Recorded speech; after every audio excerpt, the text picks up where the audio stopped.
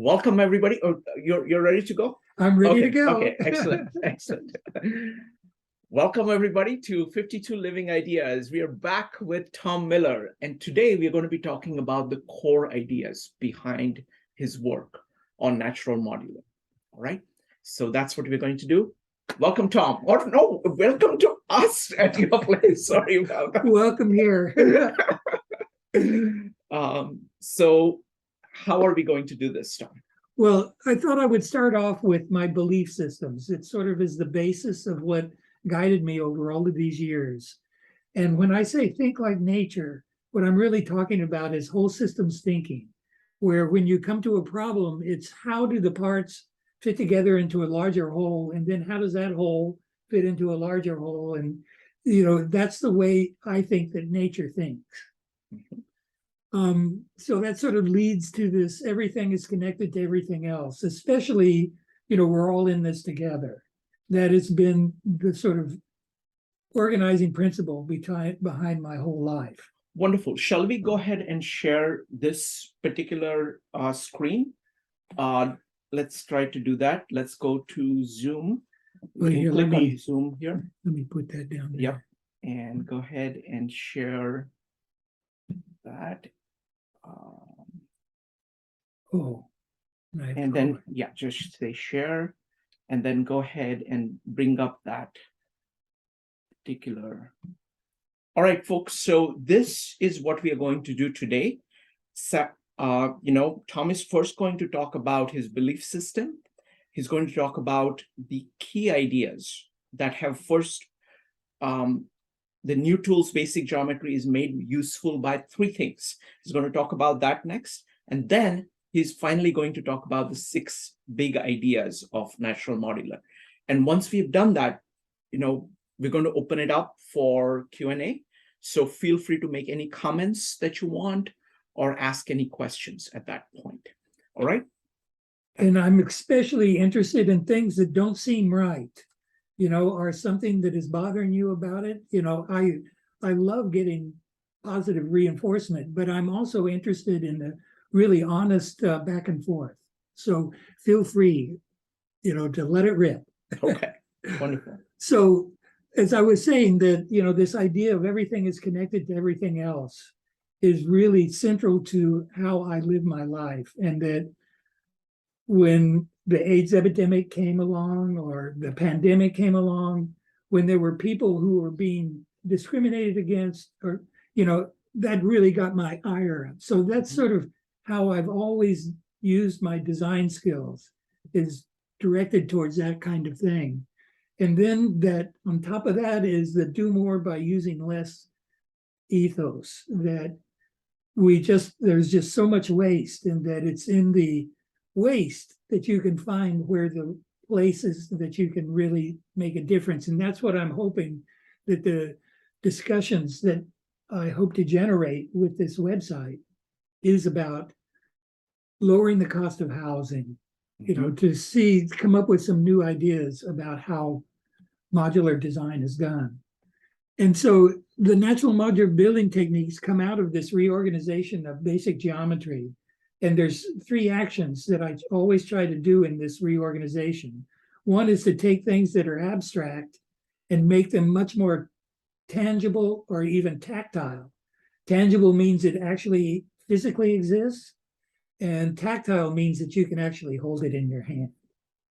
And then finding the simplicity in complexity, because all of these big 6 ideas seem like they're very complex, seem like they're very abstract. So I'm always trying to find the tangible and the simple. And then last is always this interconnectedness between this old school kind of hand-built models and then digital design, and how each one of them has advantages, because I can find out some pattern by building it by hand. And if it actually fits together, then I know my calculations are correct. And then I can send it to somebody who's a digital artist, and they can make all of these things that I can't make in a physical model. So then that brings us to the 6 big ideas. the minimum definition of design and nature for builders. So relative to basic geometry. The second is a physical modeling of synergy. Synergy is used a lot. And this was once again in the context of building, of basic geometry, of fundamental structure. What does synergy mean by that? And I'm greatly influenced by Buckminster Fuller. Mm-hmm. The third is think like a sphere. And what that means is that you are constantly thinking synergetically between like how spheres close packed together. I just find the sphere is a very good model. In fact, I based the you-me side of the measuring system on the sphere. And then self-organizing building patterns. You know, I want to come up with a really easy to understand definition of what self-organizing means. And then mapping the volumes inside fundamental structures. Mm-hmm. And then the containment abilities of them, like nesting dolls. One system fits mm-hmm. inside the other so that you can have this wide variety of options if you want to use them in a modular design. Wonderful. So let's start with, now this is, maybe I'll move this down a little bit. So in the definition, the minimum definition of design and nature, I bring it down to the smallest, simplest idea of you, me, and not us. And what is the simplest expression of you, me? Is a measuring system. That's what is our connection to design and nature. The not us, I define as 4 numbers and 6 shapes. That all of the website, everything that I build is generated by these 4 numbers and their multiples and these 6 shapes and their divisions. And could you spend a little bit of time talking about you, me, and not us, your basic idea behind it? Okay, not us means something that existed before humans had the ability to conceive of there's design in nature. Mm-hmm. And so I think that these 4 numbers, the square root of 2, the square root of 3, the golden ratio, and the square root of 3.618, which each gives a number, is the 4 numbers that it's like in our DNA, we have 4 bases, mm-hmm. and they're very simple, but then they combine in trillions of different combinations. And so that's sort of how I came up with these 4 mm-hmm. numbers. Mm-hmm. And I don't use any other numbers except multiples of these. Mm-hmm. And you see that they're really long numbers. Mm-hmm. But I'm just using arithmetic, addition, subtraction, multiplication, and division. And if you use long numbers, then you're exact. Mm-hmm. So when you're on your own and you're calculating, seeing if this is actually this number and that number is the same, if it goes for a number of places, then you know that it's the same. So then for the shapes, the circles, there's this whole, how the self-organizing properties of circles do a whole lot of different jobs. And we'll get into that. But the idea of efficiency, of effectiveness, is this blend of something that has a lot of choice, but is very useful. Mm-hmm. And so I came up with a color coordination for the different shapes. The circle will be white, we'll say, mm-hmm. but all the rest of them have a specific color.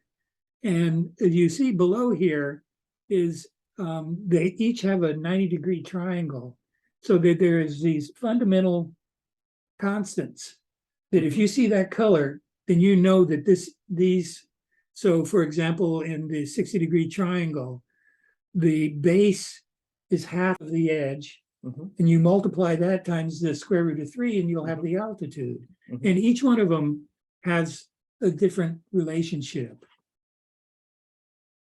So that's the not us, mm-hmm. the 4 numbers and the 6 shapes. And then the you, me, we choose a sphere to be us, because we want something that has a common location and a scale number. So I chose a regulation ping pong ball because they're relatively cheap to buy. And so that they have a 2 centimeter radius. And when you measure with spheres, then you always measure center to center to center to center. And so then the actual measuring system is based on the closest packing of sphere. And I use Fuller's theory. There's several different ways. His is based on the triangle, which is the only self-stabilizing shape. And it makes the vector equilibrium, which is the 14-sided 8 triangles and 6 squares. And then these little guys over here are like the skeleton of the relationship of the centers of the spheres. So that this, the distance here is BB, so all of these are BB. Here from the center there out to there is 2BB, 4BB, 6BB. So that's how, and then Fuller said that this is the first limit, that if there's bigger, it's just multiples of this. Now, that's arbitrary, but it is helpful. And so then you come to the most effective minimum state, MIM. And this is, I think, I'm trying to live my life. I'm 71 years old. And so you want to be most effective, but you also want to be minimum, because you just don't have that much extra energy to deal with. And I think in nature, that nature always goes for this balance between choice and usefulness, which gives this connection between variety and sustainability. And so that so like when I showed you the shapes, there's a variety of shapes, but I made them very useful so that there's a color, so that you know all of this other information that goes with it. And so that's the kind of attitude that I am trying to do in anything that I did in the website or when I'm trying to find a pattern. And so then the minimum state is this idea of quantizing qualities. I knew that this was going to happen. That's okay. Do you need to get the door? No, it's a delivery. Okay. Do you want to get it? That's no, fine. no. Okay. They'll leave it downstairs. So the minimum state, you can quantize this, do more by using less. So it's most economical in the use of materials and space, least effort to realize and replicate, most accommodating to change, and the measuring system connects whatever is local to the bigger picture. And so having those kind of things that are tangible helps you when you get, going to it on your own. Now, this is a very old model here, and this is how I started out. And this is an icosahedron and a icosahedodecahedron with a vector equilibrium. And I was developing, the directions connecting the center to the outside corners. And then I made this one, which was we talked about this before, the fractal. But so then all of these, I showed this to Fabiano. This was the first time that he made like a digital version of this. So this is what he came up with. So all of those that you saw there are connected there, and it doesn't make any sense. And then you put the vector equilibrium, it still doesn't seem to make much sense. You put in the me ball there that is you and me, and then that's, so what that is becomes so much clearer in a digital version. And so this is what synergy is. That whole idea of design and nature is connected like this.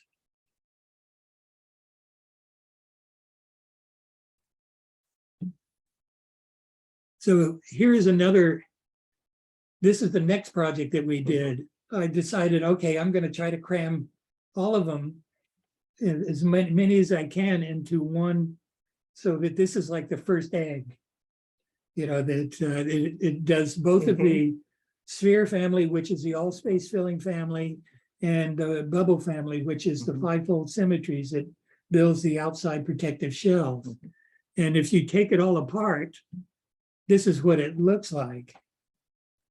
And so then what Fabiano took that, and this is just a small portion of it, but what he did is just slowly built a progression, and it all being in the same spot, it allows you to see that there's just such an incredible interconnectedness, such an incredible synergy to basic geometry. And one of the first videos on my YouTube channel is uses this.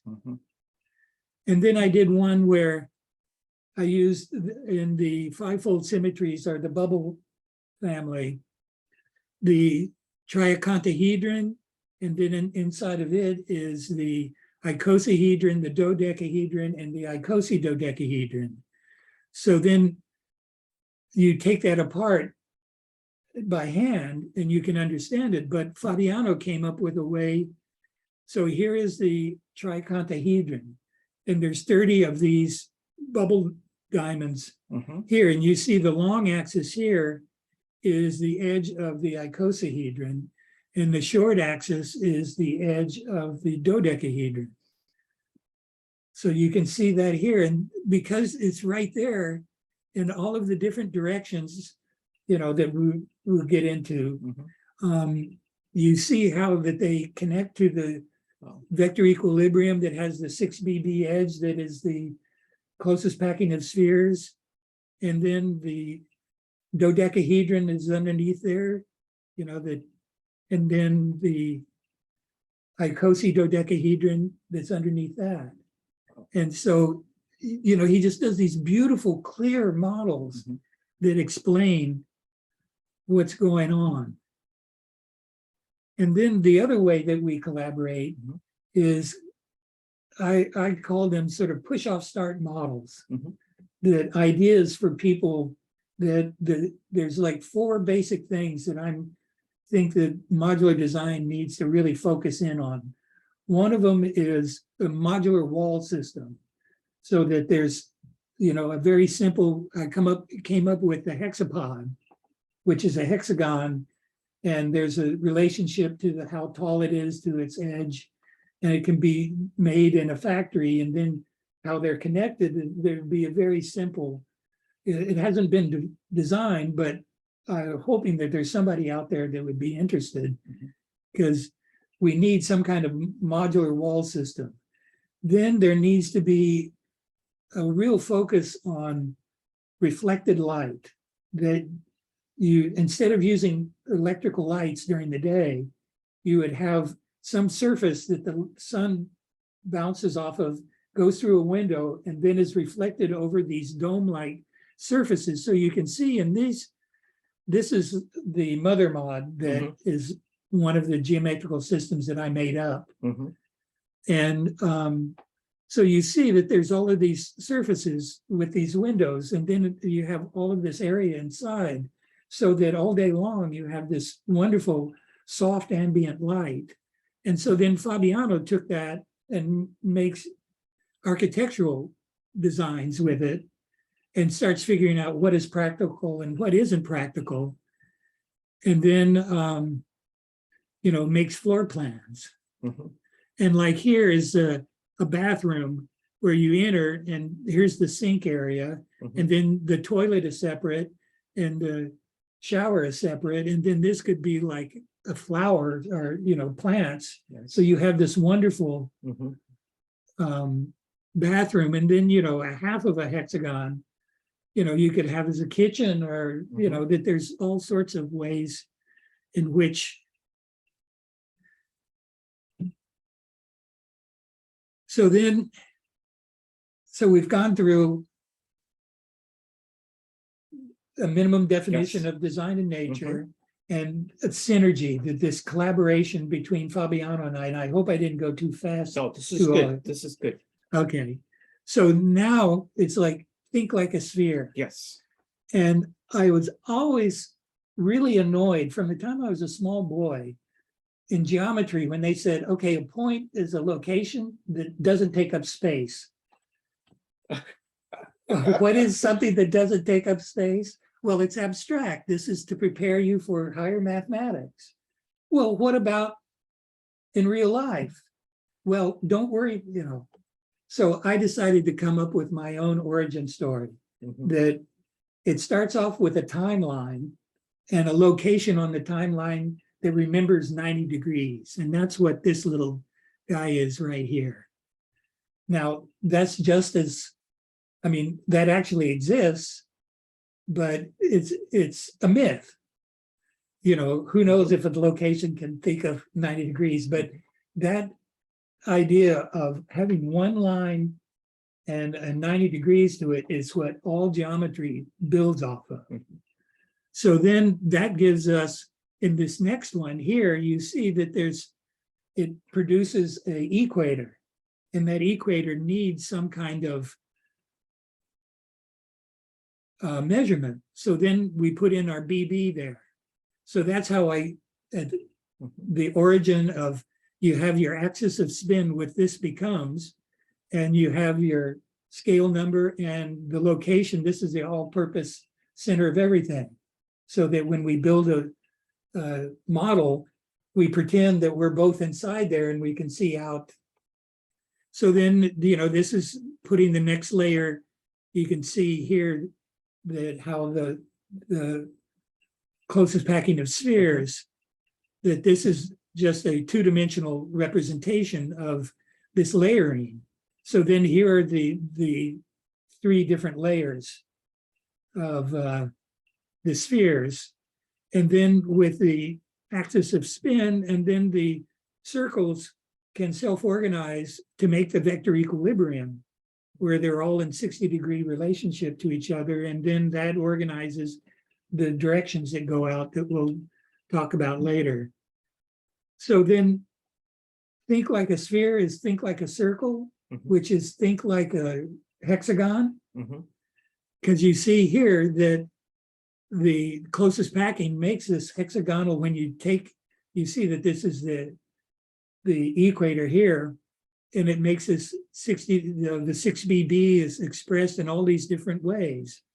And it can be a circle, a hexagon. And then the rhombic dodecahedron is basically a 12-sided sphere. It has all of the properties of a sphere. And it, I have some, I've got to move this over a little.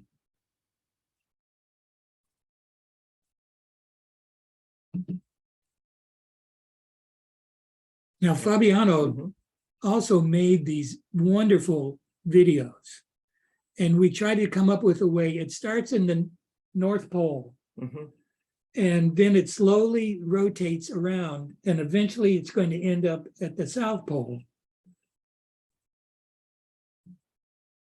But you can see here as it comes in for a close-up, and you can see this is what I call like a structural memory. Every sphere has all of this information surrounding it, so that at the center of the rhombic dodecahedron is the outside corners of the VE that's inside.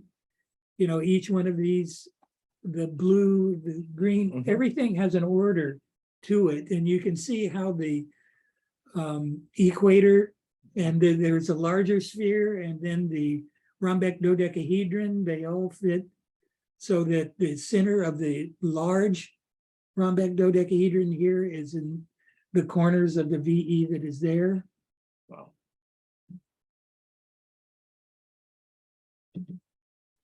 But the video was excellent. Oh, that's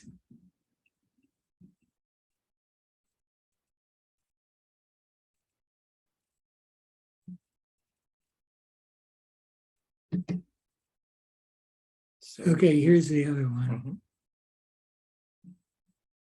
No, that's the same one. So you Sorry. can close that. Yeah.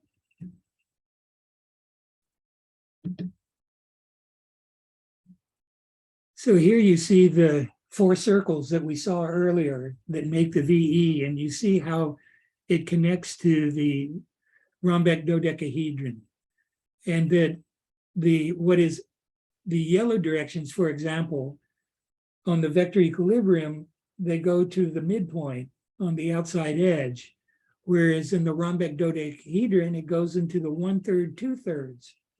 And so there's this beautiful symmetry of all of these different varieties with this whole idea of choice and usefulness of how you're going to go out from the center. He made hundreds of these videos.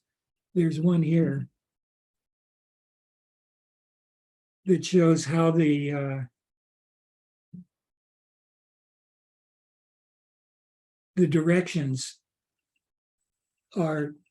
come from originally from how the 12 spheres fit around the central sphere. I just think these are so beautiful. And this is as close as you come digitally to holding it in your hand, because it moves around. You get all of these different, it comes close, it goes away, and then it always ends up at the end going to the opposite polar cap. These videos are on YouTube or somewhere that I'm in the process of putting Great. them on there. Great. I've started a channel. Excellent.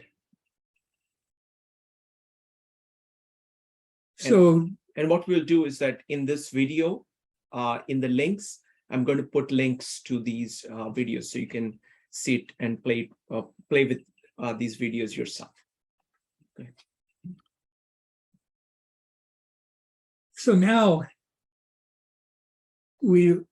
let's do self-organizing patterns. Yes. So folks, we have covered 3 of the 6. We've gone through the minimum definition of design in nature, physical model building of synergy, and think like a sphere. Next up is self-organizing building patterns. So I thought that we would focus in on the pentagon, because as far as I know, what I've come up with, I have not seen anywhere else. And that square root of 3.618 is the key number of the pentagon, because that's the altitude. So in the first 4 portals, everything is relative to the edge of the icosahedron, because we do this all the Platonic solids, of they fit one inside each other. And so it's important to have something that is always relative size. So everything else is relative to that. When we get to the 5th portal, I switch to the 6BB vector equilibrium, as everything is relative to that. So here, this is the pentagon. Now, I would really, if anybody knows of somebody else who's come up with these relationships, I've never seen an exact mass production grid for the pentagon. And what is different is that you need to have this little cone guy here, because pentagons don't tile over the whole 2-dimensional surface. You need these as fillers. So this is the long axis, this is the edge, and this is the altitude. And you see here, if you take half of the long axis and multiply it times the square root of 3.618, you get the altitude. And then to find this here, if you just multiply that times the golden ratio. Now I use the golden ratio as less than 1, 0.618. The 618.339, the Fibonacci part is what's critical. That's the ratio. Whether it's between 1 and 2 or 0 and 1, it just works out better for my measuring system. So then here is, if you want this distance, then it's just the golden ratio to the 2nd power. And then whatever the edge is here, you multiply that times the golden ratio, and that gives you this edge here. So here is, once again, the long axis. Half of that gives you the altitude. And then here are all of the different relative to fitting inside the icosahedron. And you notice that the outside corners of each one of the dodecahedrons fits into the center of the icosahedron. And so, and there's a constant number that, you know, it's 3 times the golden ratio, but we'll get into that. And so then with this, by having this distance here, that's how you set up this syncopated grid, because the other ones are pretty much self-explanatory. You know, you do an altitude, an altitude, an altitude, and then the edge, and edge, and edge that makes the grid. And then each one has a different way that you connect the lines of communication to the locations in common. The pentagon has this syncopated. So you see that there's, what you do is you just measure this up and you do a 3-way, because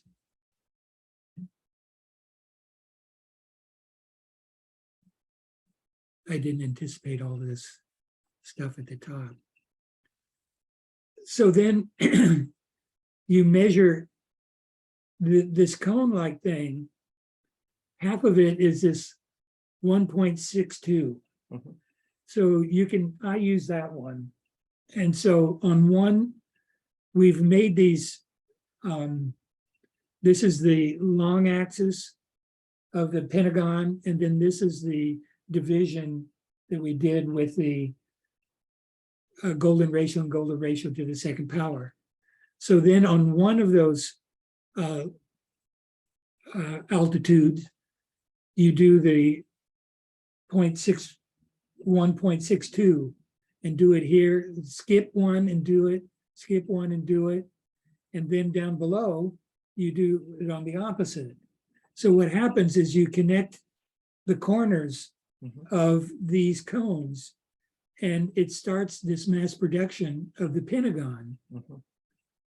That is just, when I discovered this, I thought, this is just amazing, because you now have a way in which you're self-correcting, because it's very difficult to measure a pentagon and it be exact. But you're having all these things that cross-reference it. So you can see that this brings to that you get the 5-pointed star when you connect everything together. And then you want to self-innovate, find the centers and divide the edges in half.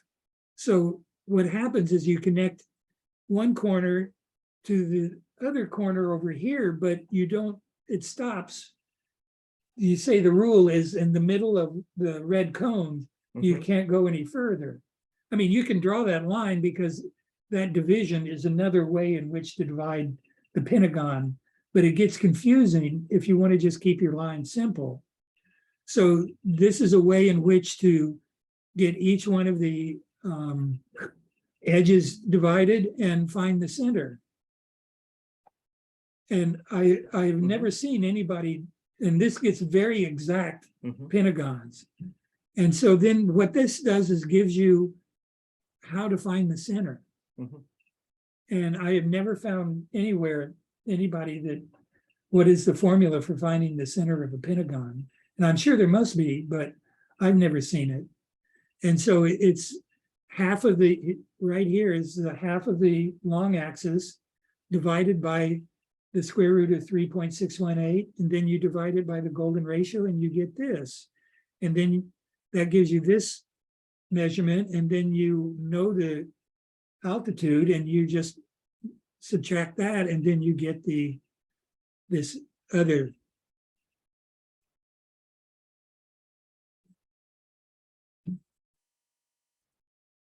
So now there's another self-organizing innovation that I did, and maybe there's somebody else who did this, and I really want somebody to let me know.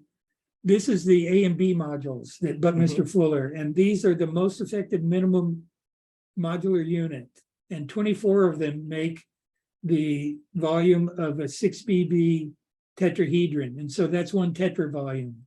And so then you can tune all of the rest of the sphere family, which is the all space filling family, by the volume in that one tetrahedron that's 6BB.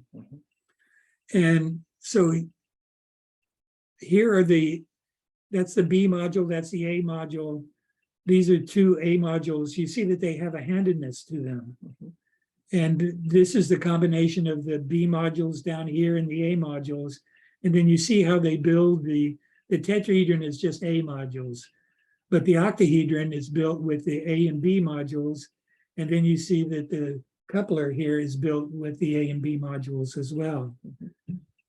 So I came up with a way in which these are the layouts of those models. And you see that they are just taking this is the sphere diamond, and you cut it in half, and it makes the sphere triangle, and this is the rectangle.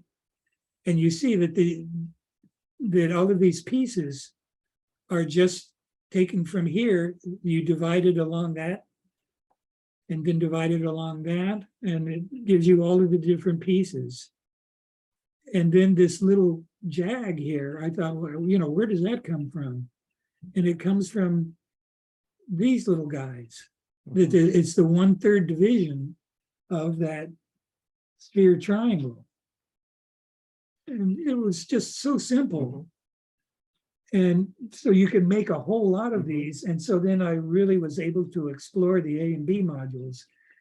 And then in the bubble family, Fuller came up with the T modules, so that, the triaconthahedron relative to the square, whatever the edge of the square is, the cube, is you multiply that times the golden ratio, 0.618, and you get the edge of the long axis of the triaconthahedron, which is also the edge of the icosahedron, and the short axis is also the edge of the dodecahedron. So here you can see how the T modules work.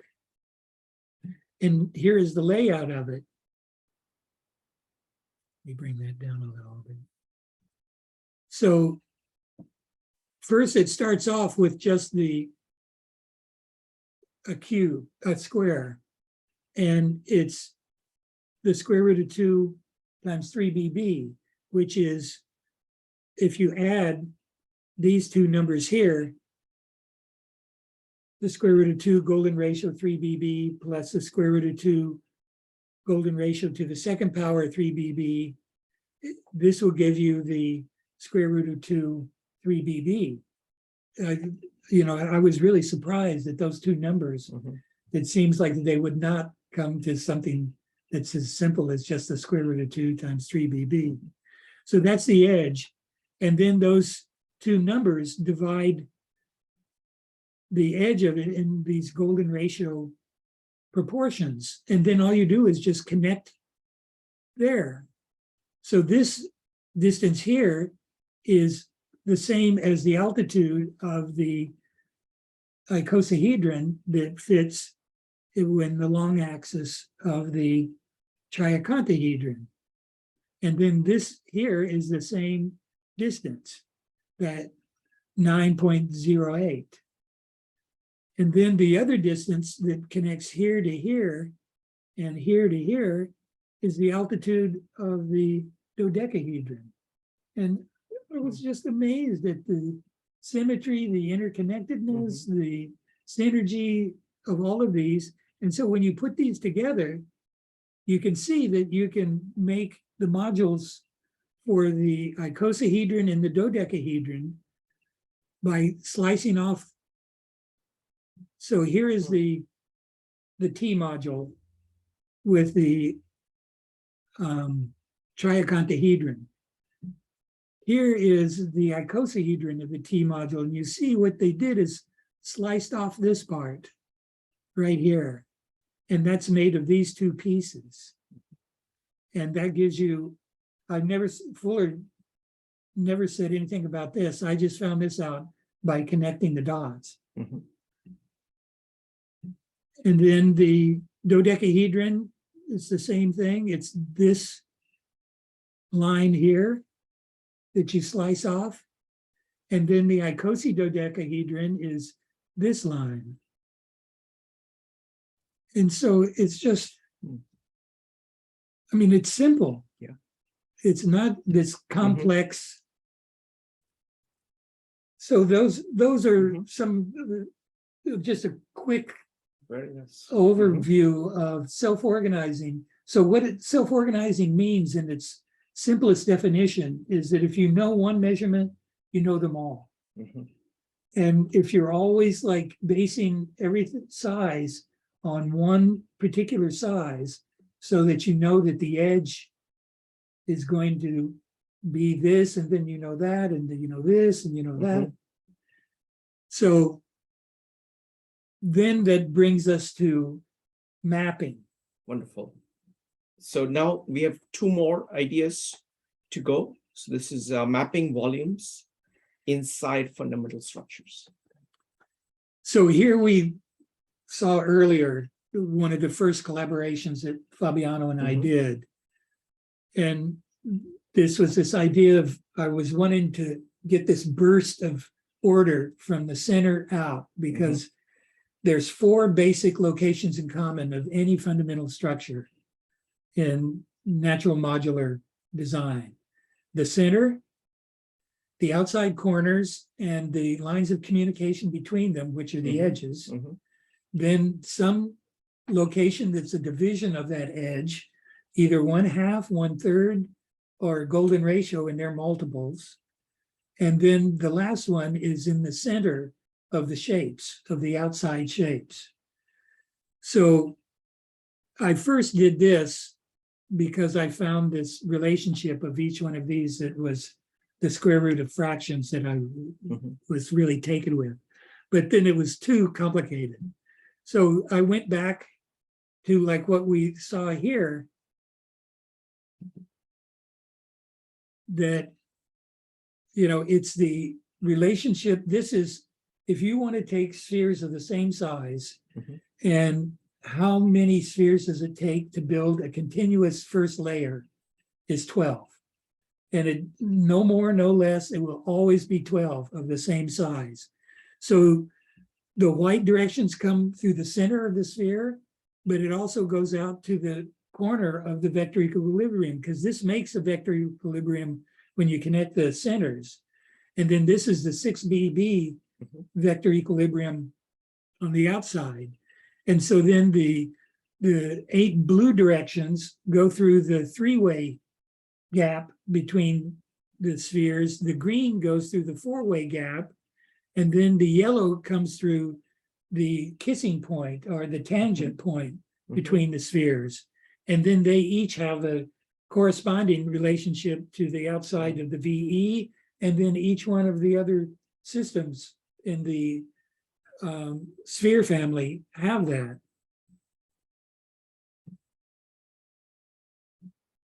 So then here's, once again, Fabiano just did these beautiful, just so clear of how everything fits together. And then, you know, just diminishing the spheres, but they're still there, but you see the vector equilibrium and you see how they all fit together. It's just, his work is just amazing. So there's 50 sphere family directions and 62 bubble family directions. So that makes 112 directions. But there's 14 that they share in common, which is just another one of these things that really just showed me that this idea of learning these two families as separate things is incorrect.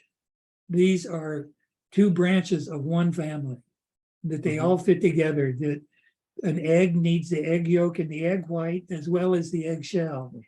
And so this shows you how it works together, that there's 12 white directions for the sphere family and 12 red directions for the bubble family. And you see that there's 8 blue directions that they both share and 6 green directions that they both share. Mhm. So you see that the edge here of the cube, if you multiply that times the golden ratio, you get this distance here. So that is also this distance here. So you see that you can always, if you want to switch back and forth between the two families, you have these 14 directions in which to do that. That's where mapping inside really helps you if you want to explore and connect and combine. And so here we have the V and the 5 Platonic solids with their equator and the axis of spin, and you see how they connect to each other. So here we'll just focus in on the icosahedron real quick, because it's so interesting how, here, let me diminish that a little bit. So you see that this line here gets cut. Mhm. And that distance there, so there's always, whatever the edge of the icosahedron, then there shows you all of the different constants of how these different things, and no matter what the Mhm. icosahedron is, this will always be true. So that's what's so helpful about the website, is all of these things are there for you to go make a reference. If you're building and you get confused, you can go back here and see, this gives you all of the different measurements. And then here is so you see here that this is actually the edge. There's this 12-sided dodecagon, right? Mhm. I'm never very good at Mhm. those things. And you see that the edge is this 4.24 that's Mhm. here. And then that makes this edge here, which is the golden ratio to the 3rd power times 9 BB relative to our original 2 centimeters BB. Mhm. So everything is connected to everything else. And there's all sorts of different examples of this in both the sphere and the bubble families throughout the website. And then I just thought I would mention the tetrahedron. Everybody else, the equator divides in half. Mhm. The tetrahedron does a 1/3, 3/4 division, which I found very interesting.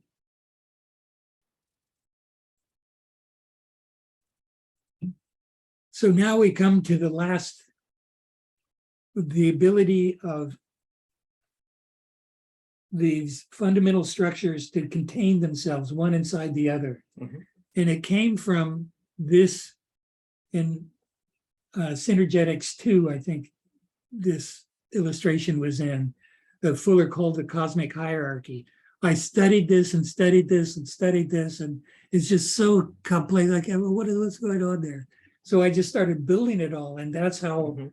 I really just took off from there. And you can see this is Fuller's, the way he spoke.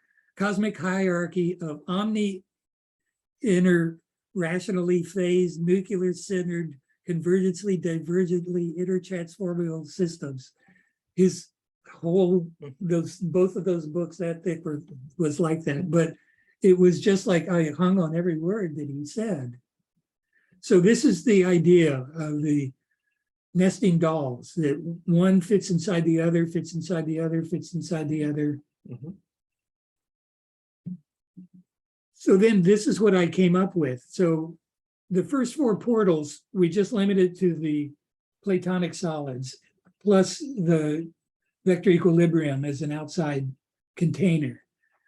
And so you see the 5 Platonic solids here.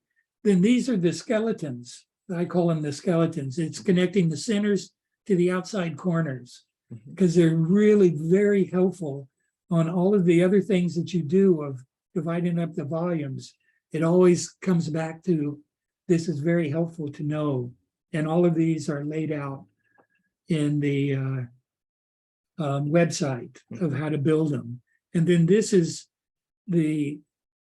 why this icosahedron, everything in the first four portals is relative to, because inside the icosahedron is the dodecahedron, inside the dodecahedron is the cube, inside the cube is the tetrahedron, inside the tetrahedron is the octahedron, and then it repeats.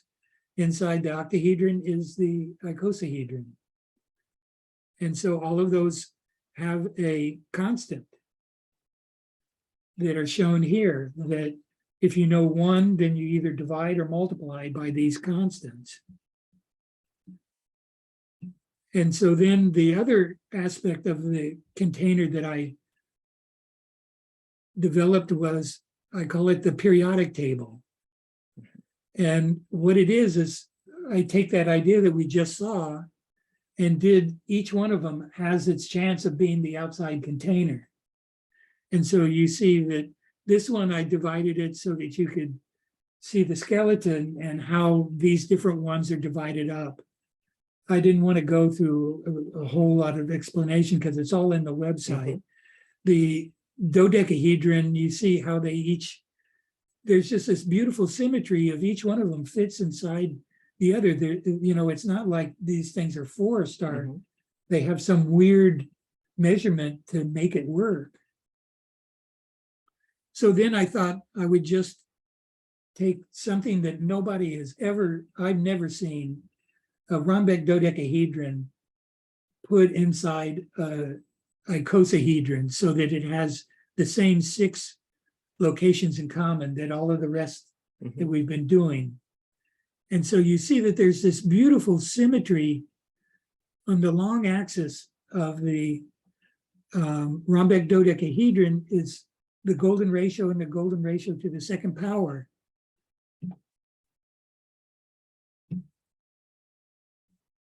That how you divide these up, I was just amazed that the edge, it's the golden ratio, the long axis, you do the golden ratio. Here is the another sphere diamond that has this edge.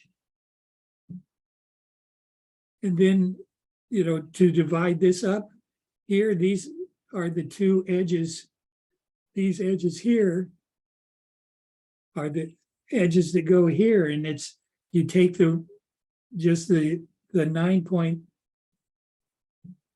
you take this 9.72 edge, and you divide it by the golden ratio, and that gives you this line, and then you just put the 2 lines there, and you have this that goes on the top and divides this other is that part right there. And it's just amazing that this kind of, all of the things that we've talked about here, they keep coming back, that everything is connected to everything else, that there is this beautiful symmetry, this synergy that connects everything together. And so, I just wanted to give a brief overview of all of these things. And I hope that we can now have a discussion about it. Sounds good. Sounds good. Thank you. Thank you. Let's stop sharing the screen so it's easier for people to talk. So folks, would love to hear your comments as well as your questions. So go ahead and type an exclamation mark. If you go ahead and click on stop share. Yeah, but I have to get these out of the way. Okay. So we can just go ahead and click on this stop one. share. Yes, that's good. Okay. All right. So folks, go ahead and type an exclamation mark if you'd like to make comments or ask any questions. So let me see here. We're going to start with Ryan. Give me just a second. Let me go ahead, allow people to unmute themselves. Ryan, go ahead.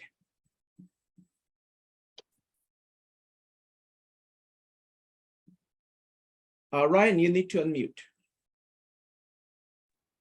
There we go. Can you hear me now? Yes. Yeah, I just wanted to comment and say, you know, that was very beautiful how everything was self-referential. Brought me back to my college days and how my professor would always get giddy when he would be talking about like Euler's formula or anything, or the shapes inside of other shapes and how they're related to each other. And so I thought that was really interesting. Very curious to see how this is. I mean, how does this? The shapes are all self-referential. I guess we're going to go into how this applies to like modular living or building. So Ryan, this is kind of part of his website, naturalmodular.com, which has a lot of applications of how do you apply it to that. I mean, this is like our third introduction to the website. So you're kind of coming in a little bit in the middle, but there's a lot more. But I'm going to have Tom talk about it. So how do you apply it? Well, I told you before there was those 4 things that, and I left out 2 of them, which was a more efficient bathrooms, kitchens, and staircases.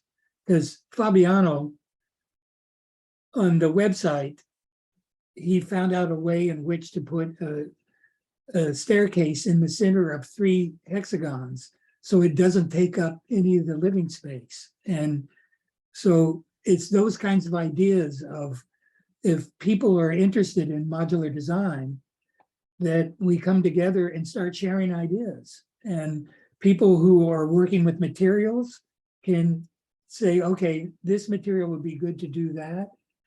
I try to put out ideas that are like push-off start ideas. I don't know if they're practical or not.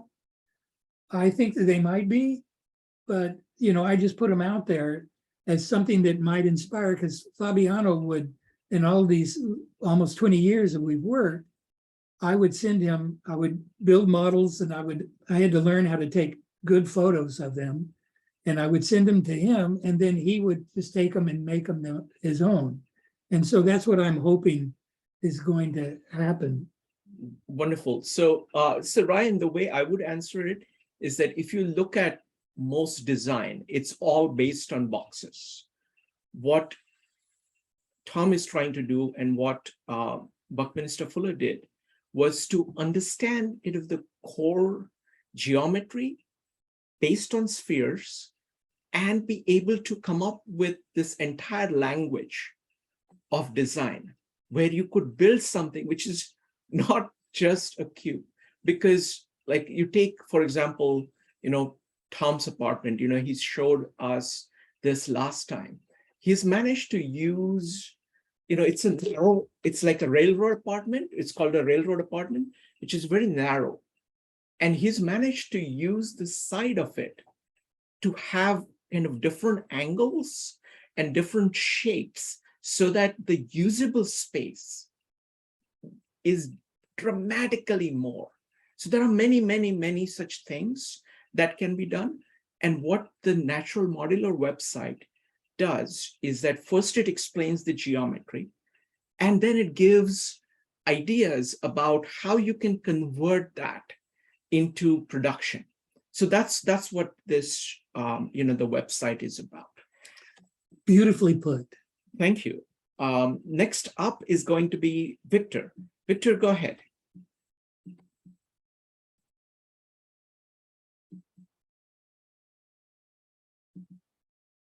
Oh, just a second. Victor, go ahead and unmute yourself, please. Yeah, okay, so Sorry. Yeah, I just have a comment. Yeah, wonderful presentation. Excellent, Tom. And I just wanted to say that, each time I hear a presentation about the material, I get something more. Like, and I'm kind of familiar with it over the years, but I mean, it's a combination perhaps of how well articulated it is in its presentation of the material, as Tom has shared with me. And the way that he's talking about it, and then just my listening, that what I can bring to it, like each time, oh wow, that, and it's been there all along. These relationships he's talks about, but it's like another part of it clicks in for me. So it's just, I guess, sort of sharing my process of understanding it, and it's and the more I understand about it, it's like, wow, just the significance and the incredibleness of it just continues to grow. So it's just amazing. Thank you, Victor. I mean, I have been playing around with icosahedrons lately. So, just looking at icosahedrons and dodecahedrons and how they kind of map each other, how they are duals. You take the faces of dodecahedrons, and I carry them in my pockets. So I have these, the dice. You can just map them. You can take I don't have my best models here because I can't carry larger models in my pocket. So these are my pocket versions of it. Cool. And you can see that you can take this icosahedron, and when you look at it, and you can look at the vertex of an icosahedron, and then just map it into the face of a dodecahedron, you can start to see patterns of it. And then there are other patterns that are based on that. That's the kind of the simplest way of looking at it. Again, I've been building models with taking an icosahedron with straws and connecting it to the center, and then looking at it from different. So you can actually see those 20 tetrahedrons that make up these things. So these are kind of natural structures of how things are put together. And you're trying to understand them, and you're trying to use them in your life. That's what I find very, very exciting. Thank you, Victor. That's great. Like to add in? That's great. No, thank you very much, Victor. You're welcome. Wonderful. All right. Does anybody else have any comment? Skip had something. Skip, can you go ahead and ask your question?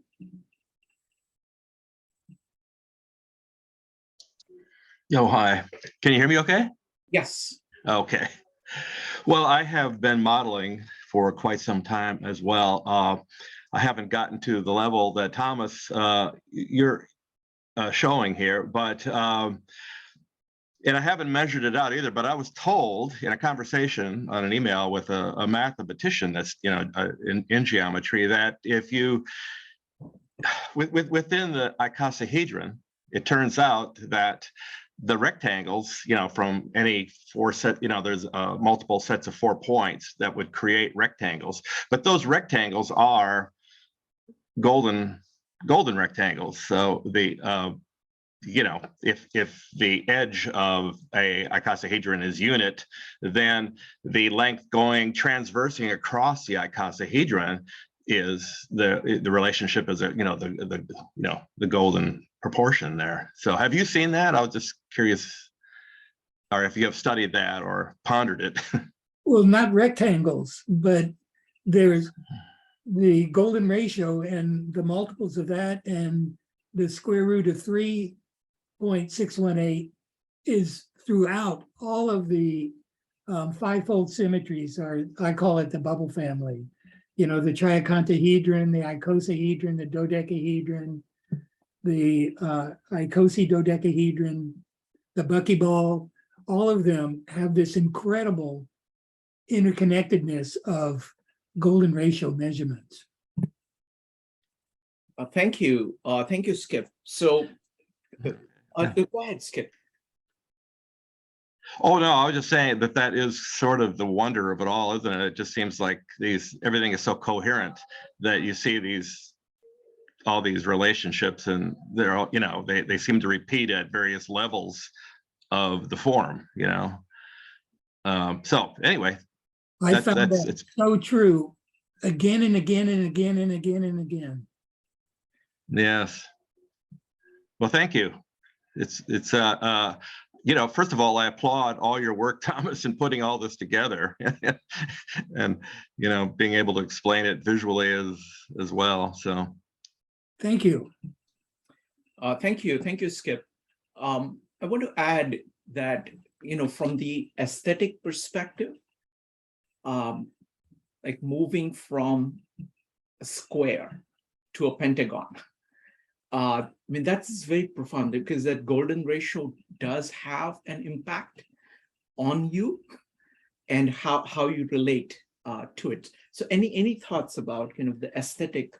Well, the quality? golden ratio is so amazing because, it's like the shell of a seashell uses the golden ratio, but also trees, to get the maximum solar radiation on their branches. If you have the tree trunk and you have one branch, it comes not 0.5, which would be the opposite, but 0.618, and it comes out. And then the next one does 0.618 on that, so that it never, as it's going around, it never, by the time it gets to on top of the other one, there's enough space so that it has solar radiation on it, and all the rest of them, there's not one that's underneath it. And it's just because of that number. Yes. Oh, okay. So why aren't we designing houses with that number? When Kirby did his presentation last week, he pulled up a quote from Darcy Thompson. Now, Darcy Thompson, he has produced this amazing tome called On Growth and Form. He studied, in depth, all kinds of patterns that happen in nature. And this golden ratio is actually showing, it's basically how growth takes place.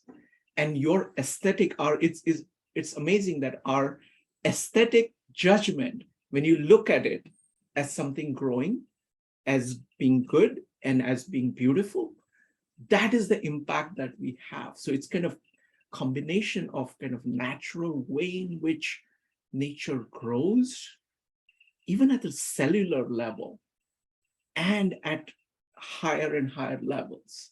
And you're responding to that aesthetically. Our consciousness is responding to that. It's something really, really wonderful. Becky, do you have any questions, any comments? Bob has one. Oh, Bob. Bob, go ahead. He put it in the chat, so I'll read it.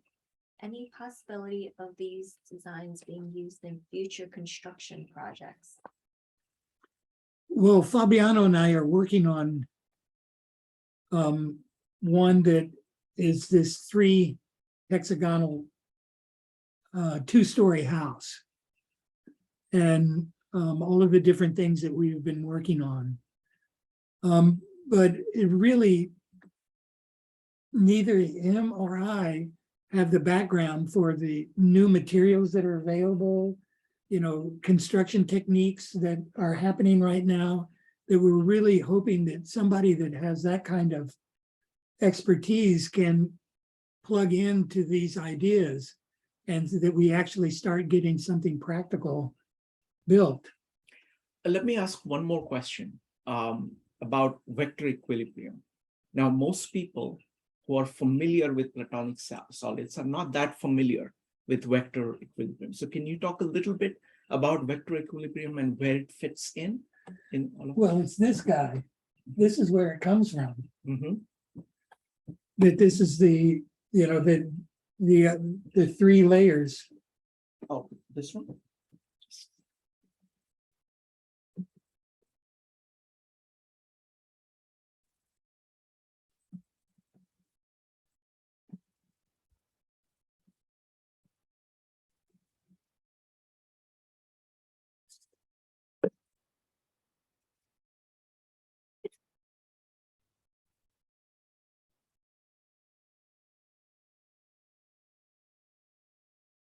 So you see that the vector equilibrium is 8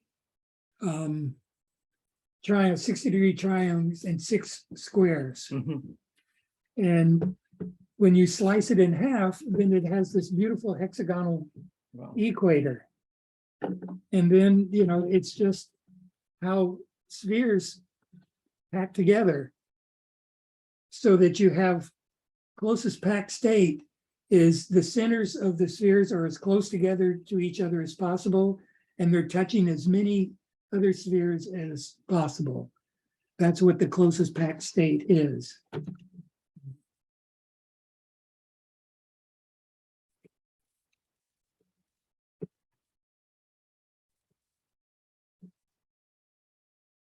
Wow.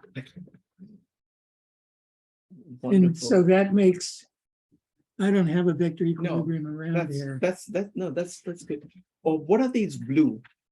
Well, Fuller Mhm, said that these were the new centers, mhm, that the center that's inside, which is our me ball mhm, here, only goes this far. mhm. And then these are the next ones. And Fabiano and I made these of what the next 3 layers would be, with these being the center. But then, the here on the square face, it didn't quite have the logic that Fuller was attaching to it.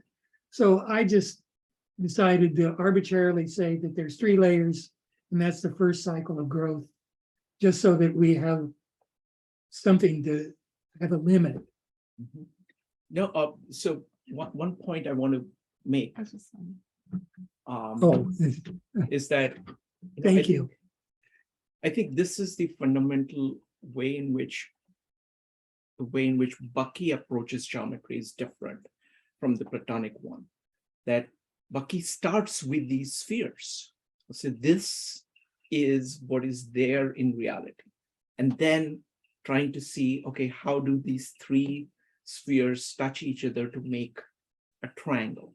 And then how do you put one more on the top to make a tetrahedron? And then you're building this off units which exist in nature, and you're trying to identify patterns from that. So it is geometry which is derived from observation from nature, instead of starting from something like a point, which is an abstract idea that somebody came up with. Sphere is something that is there. So it's a dramatically different take on geometry itself. Next up is going to be Evanik. Evanik, go ahead. Hi, Tom. Hi, Shrikant. Thank you so much for today. I was looking at all of the models that you had up, and I keep thinking of lower income housing. And I even look at the way you set yourself up, Tom.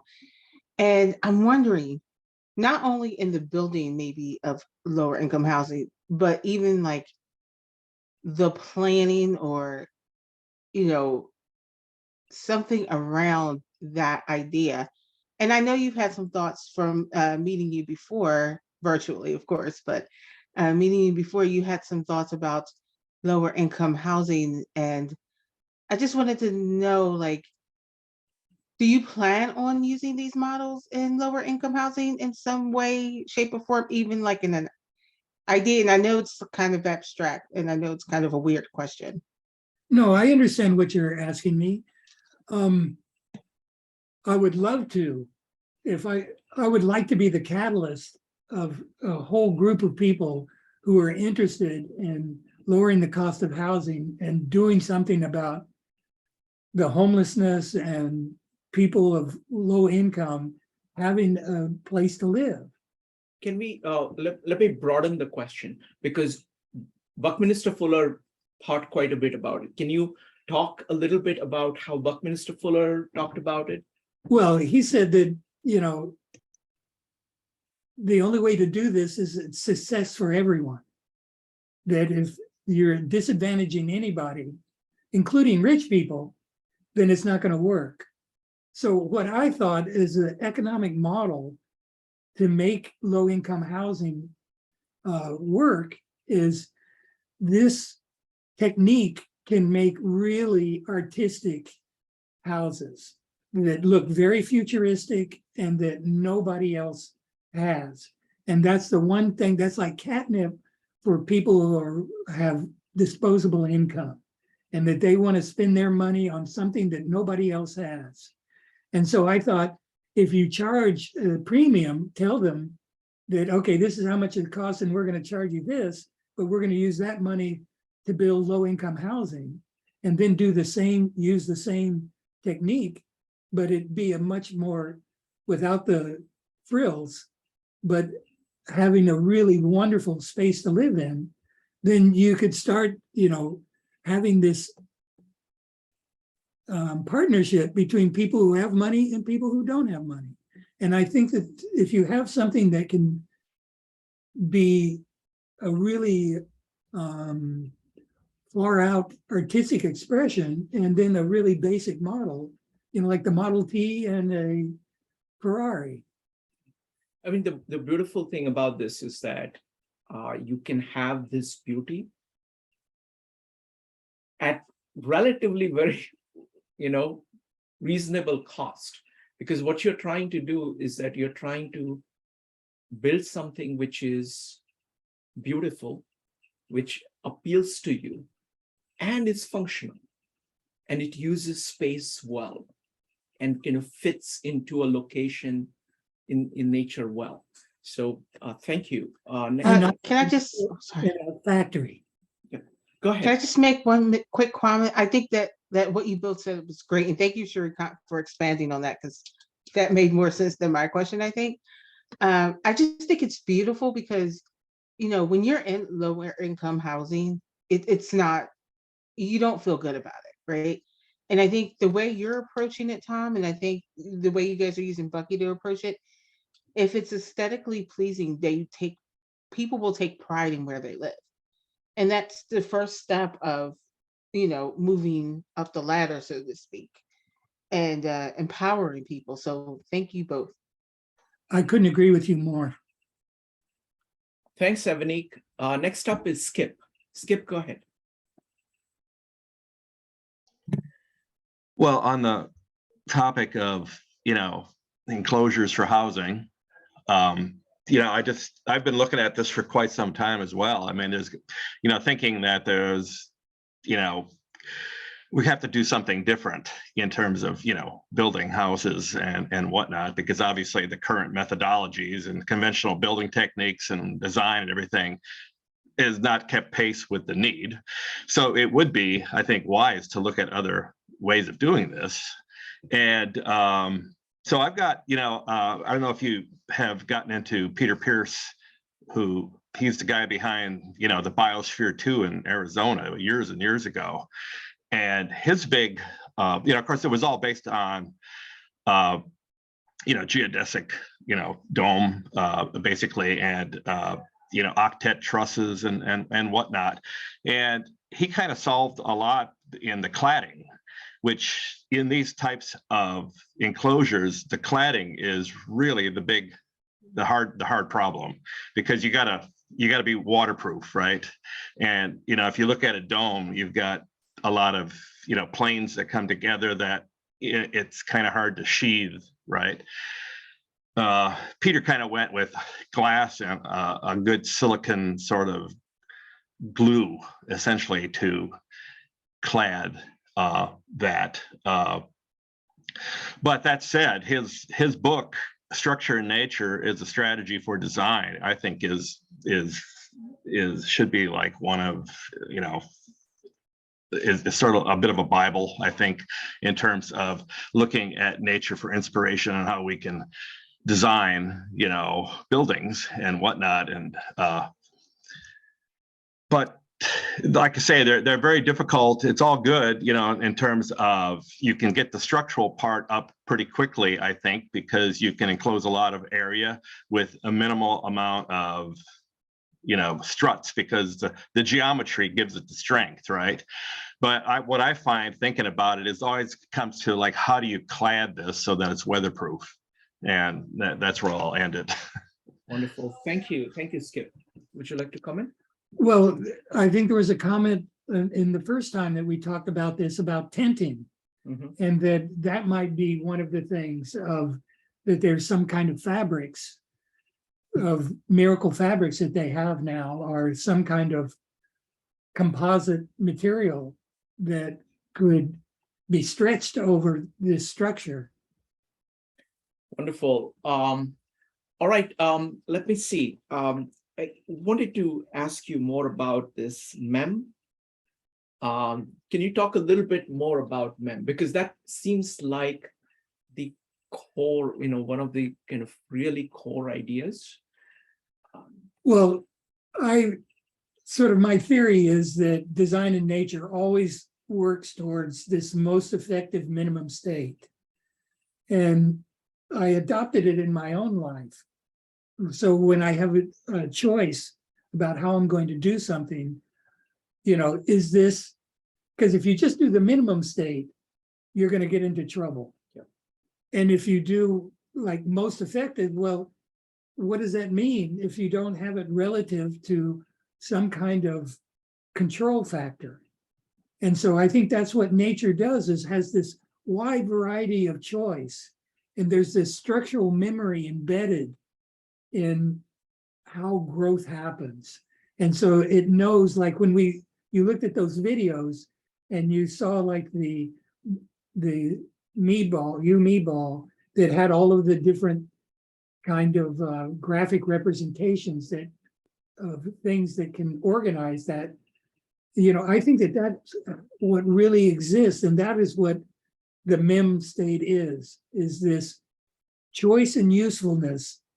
It has to be useful, but you have to have a whole lot of different choices. You can't have like, okay, it has to be this. And then all of that is towards this minimum state, which is most economical in the use of materials and space, least effort to realize and replicate, which means you can manufacture it easily. And then the measuring system that connects the local to the big, and the third one is, the fourth one is No, see, the thing I like about this way is that this is like the way in which life is built. Take cell, for example, right? In a cell, it's not a question of, it has to be simple, but not too simple so it becomes inorganic. It has to be simple, but having this growth potential. And not just growth potential, but almost unlimited growth potential. So it has to have all the elements within it that will enable it to combine with other things and to keep growing. And it has to be something that can grow in scale. It has, like, a cell can make a human being. It's like it can grow into a human being. But it is what it is. So it is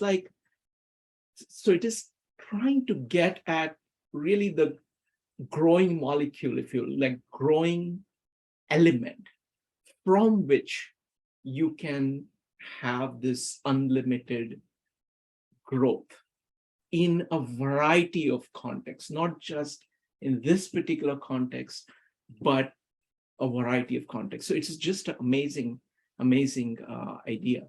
Evolution is based on individual choice. Yes.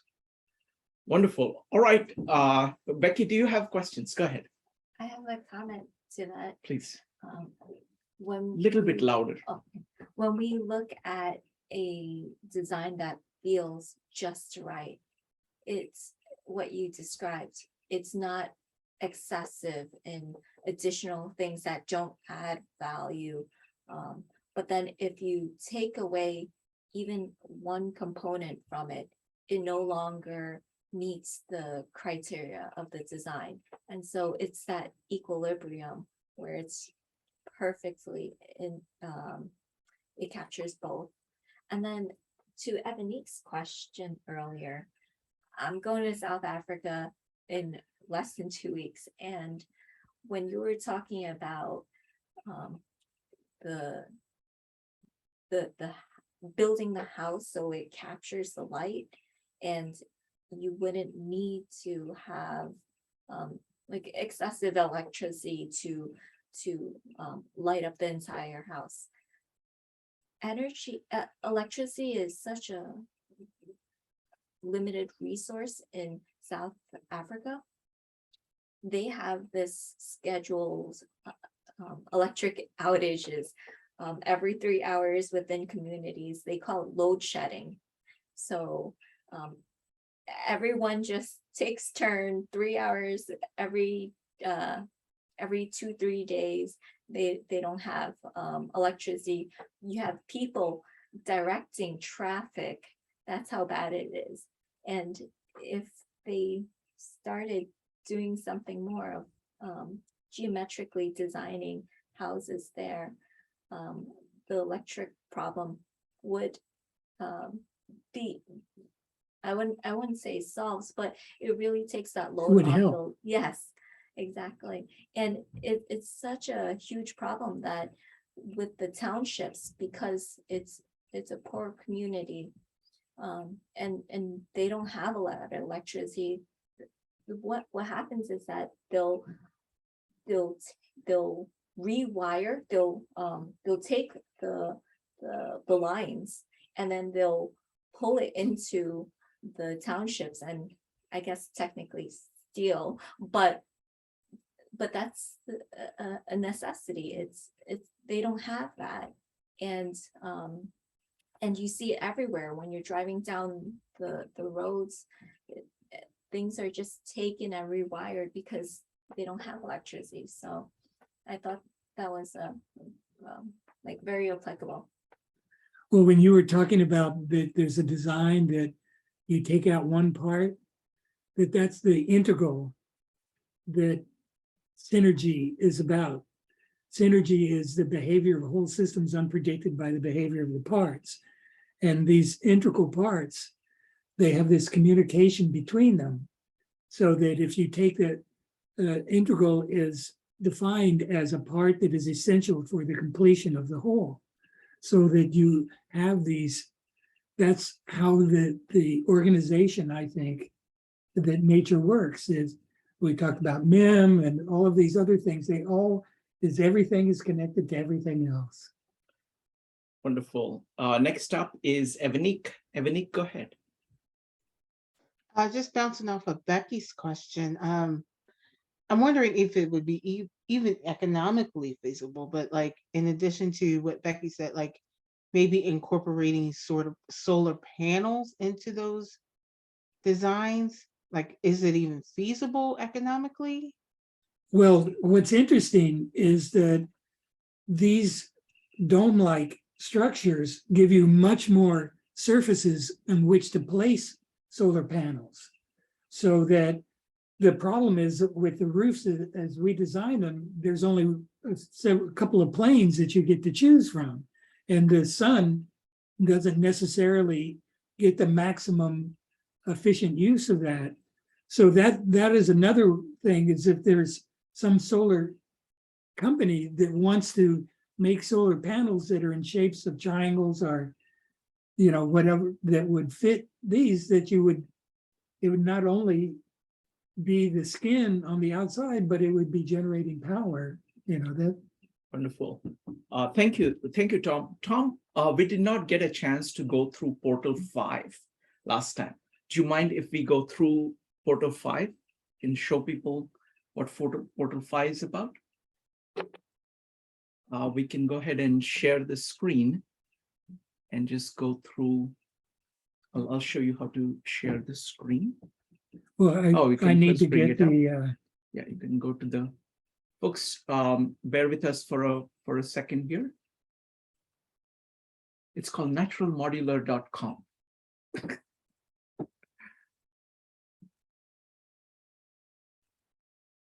Oh, now where did the share screen go? So we can just go to Portal first. But is it sharing the? Not yet. So if you click on Zoom down there. Yeah, okay. And then just go to share screen. And then go to the, yeah. Okay, perfect. Okay, the fifth portal, the first four we limited our discussion to the 5 Platonic solids and the vector equilibrium. In the 5th portal, I add these different geometrical systems here. From the bubble family, it's the triacontahedron and the icosahedron. And then in the sphere family, it is the rhombic dodecahedron, the coupler, the hexagonal prism, and what I call the mother mod, which is the volume difference between the 6BB VE and the 6BB octahedron. And so then you see there's an introduction, and then it's the bubble family. Mhm. So we'll just go quickly through. Sure. Yeah, just a quick overview. So people who are exploring the website will be able to go through it. I'm not sure why it's not going. We can give me a second here. Okay, let's try another one. Okay, we can go ahead. Let's try one more time going back here. Okay, let's try there. There we go. All right. So here are the 12. So with here is the bubble family. These 4 is what we'll explore. And then these, the reason I added these is because they have such modular building potential. And so what I said earlier, that the edge of the icosahedron, the 9.723 edge, all of those in the first 4 portals were relative to that edge. Now we're going to the 6BBVE. Everything is going to be on the relative to that. So here are the 2 that I'm adding, and then we just go through how they're all connected. You know, here is the bubble family, how they all fit together. Here is the, you see the bubble diamond, and here's the bubble diamond here, and that you see that the long axis is actually the edge of the icosahedron, and the short axis is the edge of the dodecahedron. And here you see it's sort of laid out that the long axis is the same as the long axis of the dodecahedron that fits inside. And then it's also the edge of the icosahedron. And then this shows you how to do the equator and how to slice up the pieces, and then how to do the equator so that you can fit it on the 6BB tetrahedron, and then the 62 directions, and then how the icosahedron and dodecahedron fit inside with all of the information of that. The dodecahedron, and then this is the icosahedron. And all of the different, you see here that here's the pentagon of the dodecahedron, which is the edge is the same as the short axis of the bubble diamond, and then half of the long axis is the edge of the pentagon of the icosahedrodeca, and also the edge of the triangle. And so here is the same equator as the dodecahedron. And then this is how the icosahedrodecahedron and the VE fit together. Let me show you. This is what it ends up. You can do 4 circles to make the VE, and 6 circles that make the icosahedrodecahedron. And so all of the information is up here of how to do that. So we know that the distance from the center to this outside corner here is right here. And so then you see that it gives you all of this information here. So then it's this 8.485 distance is the distance from the center to that corner there. So that gives you that, and you do the Pythagorean theorem to get this piece here, and then that's these, and you see how these the circles can be folded. Here's how you draw it out. This is all on the website. On one side, you score it across here, and on the flip side, you score this way to make these folds. And then they fit beautifully. Wow. And see, the VE is the same way. We talked about the self-organizing of spheres. You score on the obverse side and the reverse side here. It makes these little bow tie, and you put those together, and then they're just so beautiful how simple they fit together.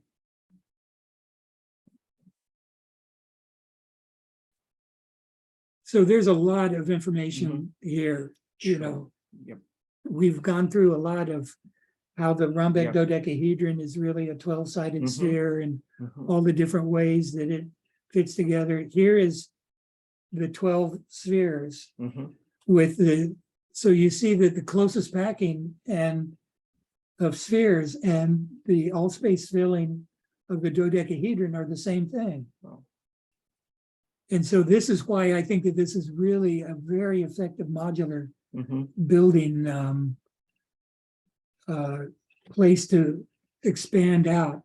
We talked about how the rhombic dodecahedron fit inside there. You see this beautiful symmetry here. And then the coupler, because everything is relative to the 6BBVE, we make this big coupler, but this little coupler at half size is here with these dimensions. And so you see that here's the coupler, and you slice off those corners and you get a rhombic dodecahedron. And then this is the smaller one here, so that the interconnectedness between all of these, each one of these, the coupler and the rhombic dodecahedron fill up all space by themselves because they're really part of the same thing. And then you see here, there's the cube that's inside the rhombic dodecahedron, and it makes this half coupler. And you see that it's really, if you turn the cube inside out, you have the rhombic dodecahedron. And in the same way that we showed earlier, how the dodecahedron and the cube have this same kind of interconnectedness. And you see how it here is. And so then this goes through all of the different combinations. Oops. My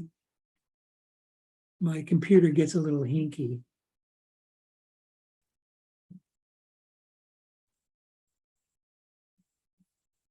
So then it just goes through the rest of the combinations.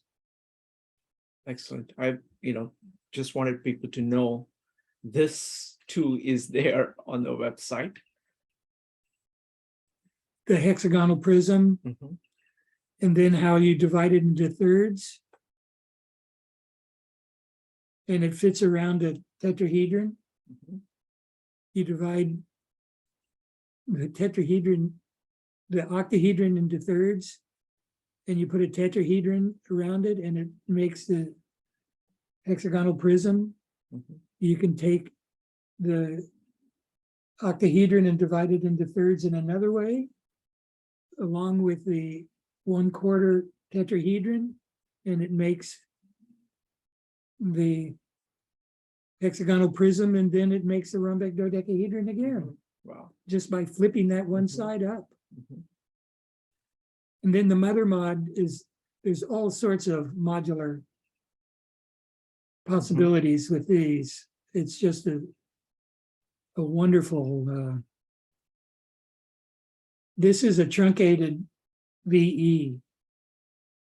which is another one of the sort of made up. I've never seen that. There's a truncated cube octahedron, Mhm. but it's another, it has a different proportions. But this fills up all space with the tetrahedron and the cube. And I thought that that was just amazing. And then you can make this, this has a lot of surfaces that is making reflected light that goes inside. Mhm. And then there's, you know, the mother mod has a bubble Mhm. in it as well. And then it's the A, B, and T modules that we discussed earlier. Mhm. And it goes through how to build them and how they work. And there's the handedness to them. Mhm. Very nice. Here you see when you have the A and B modules, this is a 6BB tetrahedron, it becomes one tetravolume. Mhm. And then the coupler has the same one Mhm. volume, but they don't look like that they would be the same Mhm. volume. Mhm. And then the octahedron, if you take two of these, it has the same one tetravolume, so that there's, you know, 1/4 of the volume of it is the same tetravolume. So then the BE is 20, the rhombic dodecahedron is 6, the cube is 3, the hexagonal prism is 6, and the mother mod is 2. And then here's the T module again that we've talked about earlier. And it has all of these different ways that it. Wonderful. All right. I'm glad that we could go through this because I want to make this available on the website also, so people can have an easy entry into Portal 5 as well. All right. Thank you very much. Any closing thoughts? Well, I want to thank you so much, and everybody, your questions and answers, you know, it's just like a dream for me. You know, I've worked in obscurity, just trying to get my ideas in a form that everybody else can see it. And so I would really like anybody that has any questions or needs help with anything, I would, you know, at the bottom is, you know, my contact information at naturalmodular@gmail.com.